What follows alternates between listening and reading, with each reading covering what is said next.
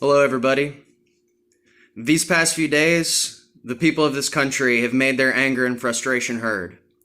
We are fed up. We have exhibited that the true power of this country is held by its people. We have destroyed symbols of power, resisted the demands of authority, and through these actions, we have shown that the current power structure only exists because the people allow that structure to exist. We allow it because we trust those that we give power to enforce true justice. What we are all witnessing now is the result of that trust being broken time and again. We've tried to protest peacefully, yet nothing has changed. On this day, May 31st, 2020, we see authority being truly tested in a way that I have never seen in my lifetime. We have come together and we have made our grief and our anger felt. And we now face a question. And that answer to that question will decide what our nation will look like in the coming months and years ahead. And that question is, now what? Now what? What do we do? Do we continue to go down this course with no direction until the righteous flames of our anger burn out? Do we allow the status quo to continue until our anger is once again reignited by yet another incident, like Rodney King, like Freddie Gray, like George Floyd? Or do we capitalize on this moment in history? Do we come together and demand real, tangible change in our power structure and our authoritarian policies? Now, I'm not an expert. I'm not a politician. I'm just a regular American citizen. But I know this much. The gang-like culture that pervades police departments in this nation has to end, or else there will be no peace.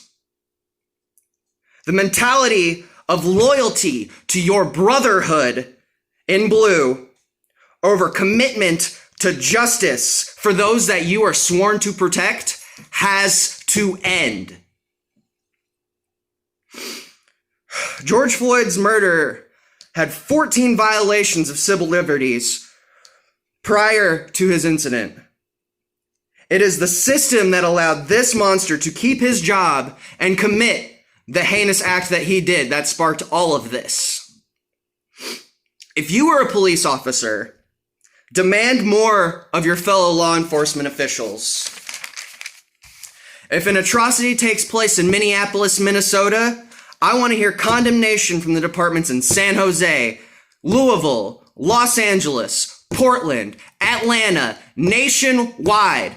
Everybody come together to speak up and say, this is not okay. This is not acceptable. This is not okay.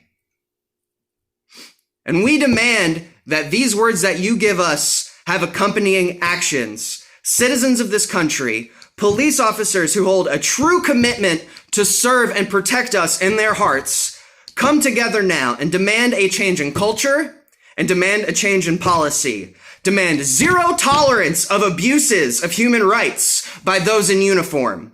Demand that those consistent betrayals of public trust come to an end.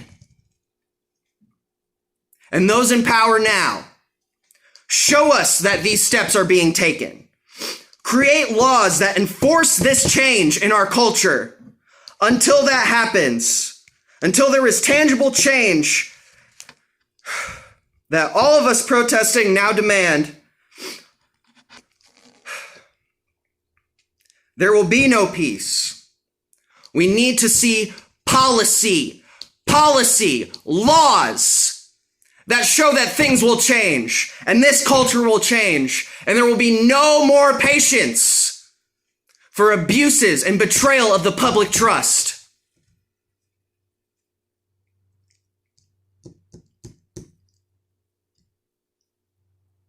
So don't just be pissed off. Make something of it. Demand policy and change for the public good. Our voices are being heard. Now is the time to tell them what we want.